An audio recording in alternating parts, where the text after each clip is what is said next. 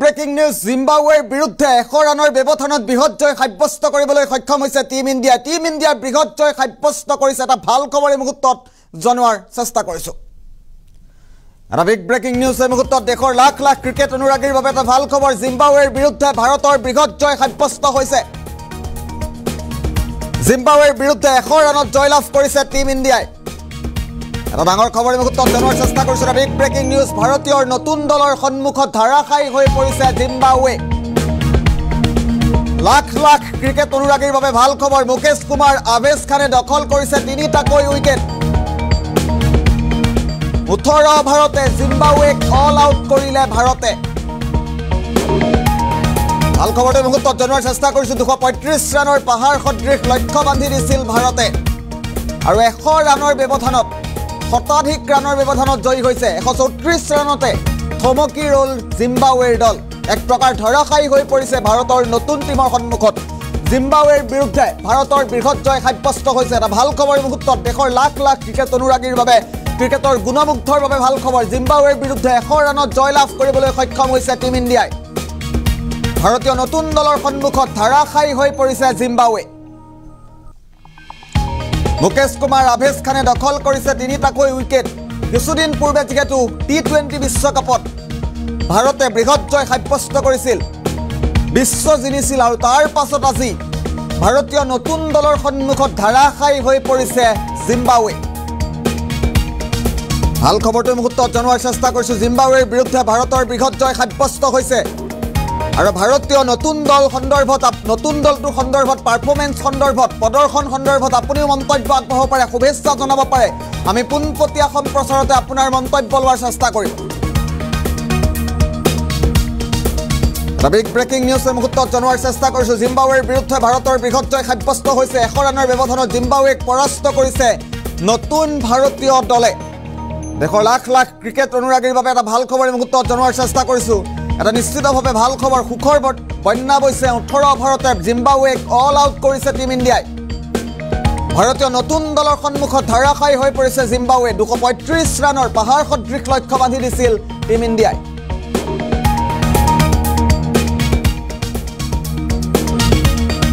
আপুনি মন্তব্য আগবঢ়াব পাৰে ভাৰতীয় নতুন দলটো সন্দৰ্ভত, নতুন দলটোৰ খেলুৱৈসকলৰ সন্দৰ্ভত আপুনি মন্তব্য আগবঢ়াব পাৰে। আপোনাৰ মন্তব্য আমি পোনপটীয়া সম্প্ৰচাৰতে লোৱাৰ চেষ্টা কৰিম। আৰু বিভিন্নজনে মন্তব্য এই মুহূৰ্তত আহি পৰিছে। ৰছিদুল ইছলামে উল্লেখ কৰিছে কংগ্ৰেচুলেশ্যন। বিভিন্নজনে শুভেচ্ছা বাৰ্তা বহন কৰিছে, শুভেচ্ছা বাৰ্তা প্ৰেৰণ কৰিছে ভাৰতীয় নতুন দলটোক। ভাৰতীয় নতুন দলৰ সন্মুখত আজি ধাৰাসায়ী হৈ পৰিছে জিম্বাবুৱে। মুকেশ কুমাৰ আভেশ খানে দখল কৰিছে 3টাকৈ উইকেট আৰু 18 অভাৰতে জিম্বাবুৱেক অল আউট কৰিছে ভাৰতে। এটা নিশ্চিতভাৱে ভাল খবৰ এই মুহূৰ্তত জনোৱাৰ চেষ্টা কৰিছো। দেশৰ লাখ লাখ ক্ৰিকেট অনুৰাগীৰ বাবে ভাল খবৰ। প্ৰথম মেচত আউট হৈছিল কালিৰ দিনটোত অভিষেক শৰ্মা আৰু আজি দ্বিতীয়খন মেচত মাত্ৰ 46টা বলত বিস্ফোৰক শতক কৰিবলৈ সক্ষম হৈছিল আজি অভিষেক শৰ্মাই। আৰু অৱশেষত জিম্বাবুৱে ভাৰতৰ সন্মুখত এক প্ৰকাৰ ধাৰাসায়ী হৈ পৰিছে।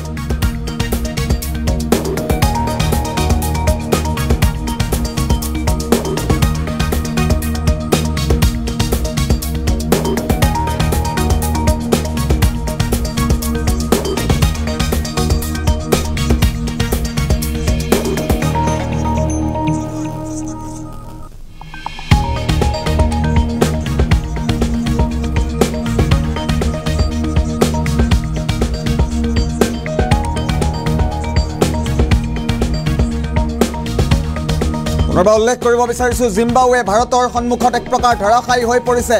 টিম ইণ্ডিয়াই বৃহৎ জয় সাব্যস্ত কৰিবলৈ সক্ষম হৈছে। 100 ৰানৰ ব্যৱধানত, 1 ৰান 2 ৰান নহয়, 100 ৰানৰ ব্যৱধানত বৃহৎ জয় সাব্যস্ত কৰিবলৈ সক্ষম হৈছে টিম ইণ্ডিয়াই।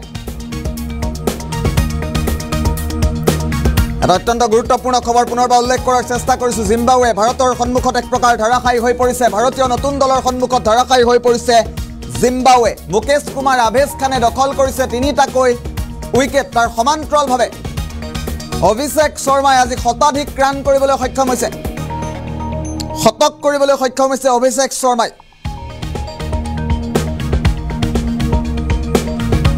আৰু ভাৰতীয় দলৰ নতুন ভাৰতীয় নতুন দলটো সন্দৰ্ভত আপুনিও মন্তব্য আগবঢ়াব পৰা বিভিন্নজনে শুভেচ্ছা বাৰ্তা প্ৰেৰণ কৰিছে। এই মুহূৰ্তত আমি শুভেচ্ছা বাৰ্তাসমূহ যদি সম্ভৱ হয় লৈ থকাৰ চেষ্টা কৰিছোঁ। ৰছিদুল ইছলামে উল্লেখ কৰিছে কংগ্ৰেচুলেশ্যন, পুতুল বৰাই উল্লেখ কৰিছে কংগ্ৰেচুলেশ্যন, ৰছিদুল ইছলামে পুনৰবাৰ মন্তব্য কৰিছে টিম ইণ্ডিয়া ৱেলকাম, সৈয়দ হকে উল্লেখ কৰিছে কংগ্ৰেচুলেশ্যন, জাহাংগীৰ আলমে উল্লেখ কৰিছে কংগ্ৰেচুলেশ্যন টিম ইণ্ডিয়া।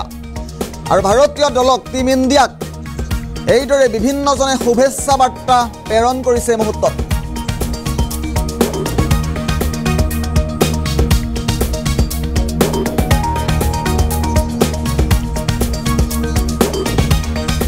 আৰু বছিৰ উদ্দিনে উল্লেখ কৰিছে অভিষেক শৰ্মা জিন্দাবাদ, ৰিংকু সিং জিন্দাবাদ, ধ্ৰুৱজ্যোতি কোঁৱৰে উল্লেখ কৰিছে কংগ্ৰেচুলেশ্যন। বছিৰ উদ্দিনে পুনৰবাৰ মন্তব্য কৰিছে অভিষেক শৰ্মা জিন্দাবাদ। বছিৰ উদ্দিনে উল্লেখ কৰিছে মাই ইণ্ডিয়া।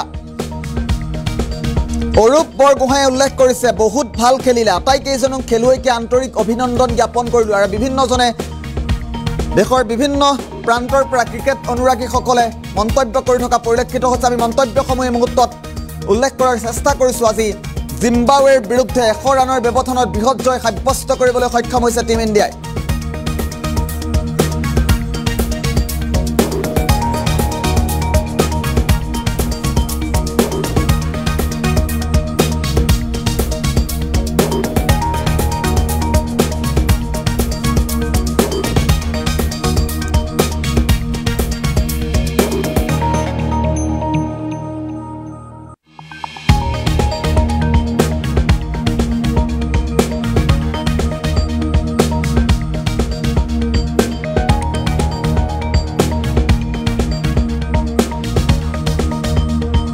সাব্যস্ত কৰিবলৈ সক্ষম হৈছে। বিভিন্নজনে এই মুহূৰ্তত মন্তব্য কৰি আছে।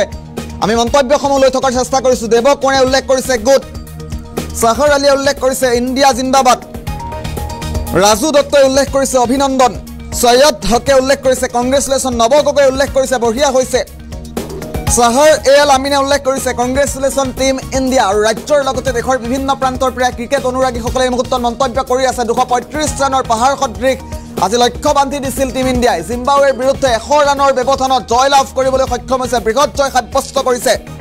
আদিত্য ফুকনে উল্লেখ কৰিছে আহি থকা খেলত ৰিয়ানে সুবিধা নাপায়, ৰিয়ান সন্দৰ্ভতো মন্তব্য কৰিছে।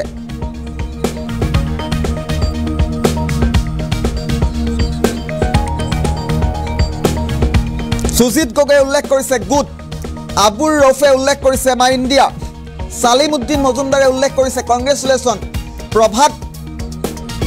প্ৰভাতৰে উল্লেখ কৰিছে কংগ্ৰেচুলেশ্যন ইণ্ডিয়া, অনুজ শৰ্মাই উল্লেখ কৰিছে কংগ্ৰেচুলেশ্যন টিম ইণ্ডিয়া। ইয়াৰ ক্ৰিকেট অনুৰাগীসকলে ভাৰতীয় নতুন দলটো সন্দৰ্ভত অভিনন্দন জ্ঞাপন কৰিছে। আপুনিও শুভেচ্ছা বাৰ্তা প্ৰেৰণ কৰিব পাৰে। আপোনাৰ শুভেচ্ছা বাৰ্তাও আমি পোনপটীয়া সম্প্ৰচাৰতে উল্লেখ কৰাৰ চেষ্টা কৰিম।